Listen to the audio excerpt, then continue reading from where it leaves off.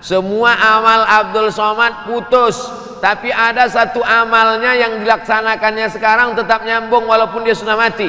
Amal yang mana? Anaknya. Amal anak saya nyampai ke saya, karena anak saya itu amal saya. Saya nggak ngerti Pak Ustadz, apa maksudnya anak Ustadz amal Ustadz?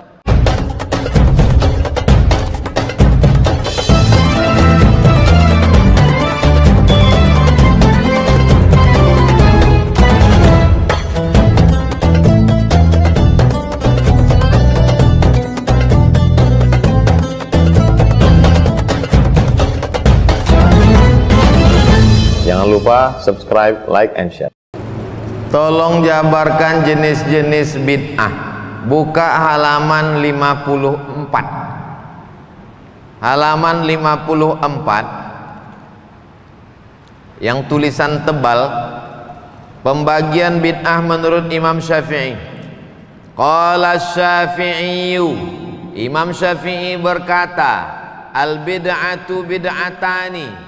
Bid'ah itu ada dua, mahmudatun bid'ah terpuji, wa mazmumatun bid'ah tercela. Fama wafaqas sunnata, kalau perbuatan itu tidak pernah dikerjakan Rasul tapi masih sesuai dengan hadis sunnah, masih dinaungi oleh hadis, fahuwa mahmud, maka perbuatan itu disebut bid'ah mahmudah, bid'ah terpuji, bid'ah hasanah. Wa ma khalafaha, kalau perbuatan itu bertentangan dengan hadis, fahuwa mazmum, maka namanya bid'ah mazmumah, bid'ah tercela, bid'ah dhalalah, bid'ah mungkarah. Dikasih tanda supaya mudah nanti kalau ditanya orang. Itu menurut Imam Syafi'i. Apa kata Imam Ibnu Hajar Al-Asqalani, halaman 55 yang tulisan tebal. Menurut Imam Ibnu Hajar Al-Asqalani, wat tahqiq, setelah diteliti secara mendetail dan halus, annaha in kanat mimma tandariju tahta mustahsan fi syar'i fahuwa hasanah.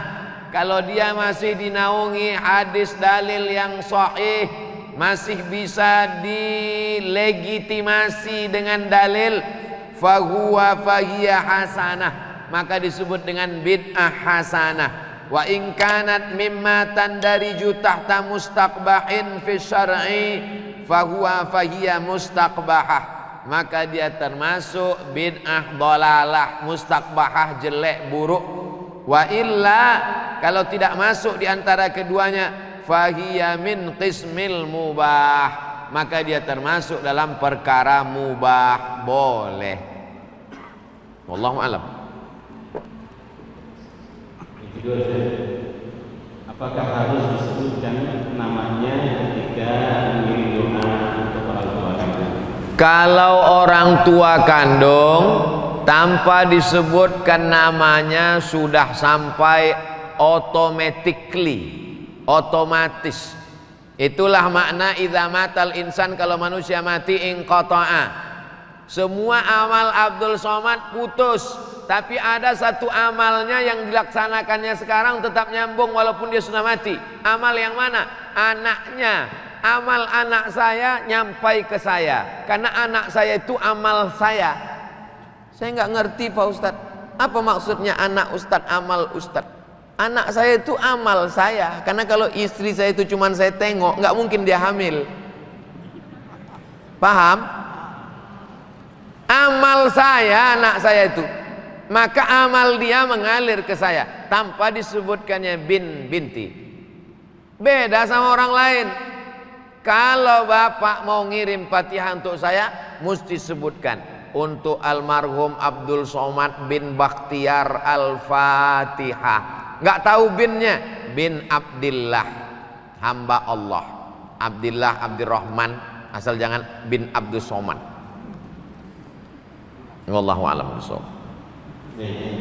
Assalamualaikum. Waalaikumsalam. Bagaimana cara untuk meminta maaf kepada orang yang sudah meninggal?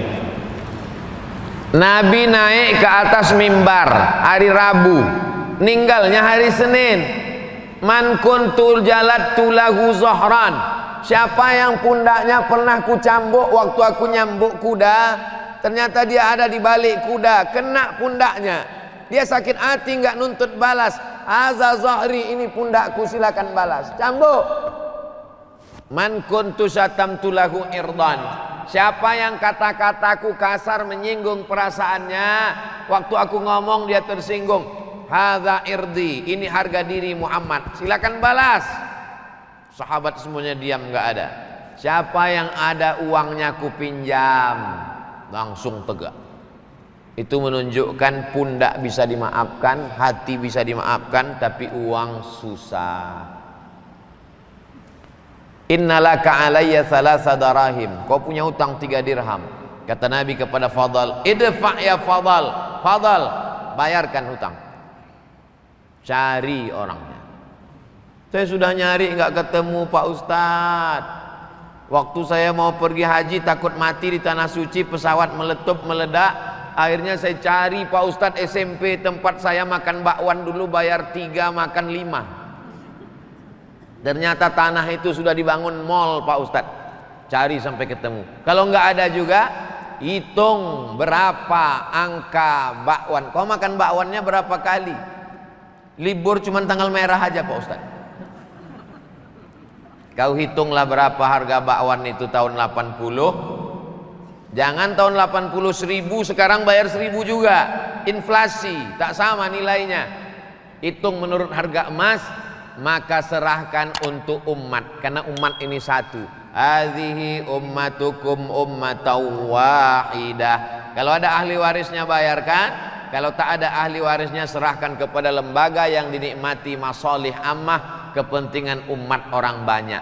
Bisa serahkan ke yayasan Masjid Jami Al-Azhar. Kalau bingung tak tahu mau ditransfer kemana, nanti akan dibelikan untuk air sedekah. Jadi setiap 10 menit sekali ada iklannya. Air Masjid Jami Al-Azhar. Nanti untuk kepentingan umat, ada orang puasa Senin Kamis, puasa Ayyamul Bait, puasa Ramadan, supaya dinikmati orang banyak. Adapun dosa yang terkait dengan perasaan, saya nggak ada utang Pak Ustadz. Terus apa dosamu? Dulu saya janjikan harus menikah dengan dia, ternyata ada yang lebih cantik Pak Ustadz. Maka tentang masalah itu mintalah kepada Allah. Ya Allah, aku ada silap dan salah dengan salah satu dari hambamu. Aku merasa sampai hari ini berdosa. Allahumma firlahu warhamhu wa'afihi wa'fu anhu.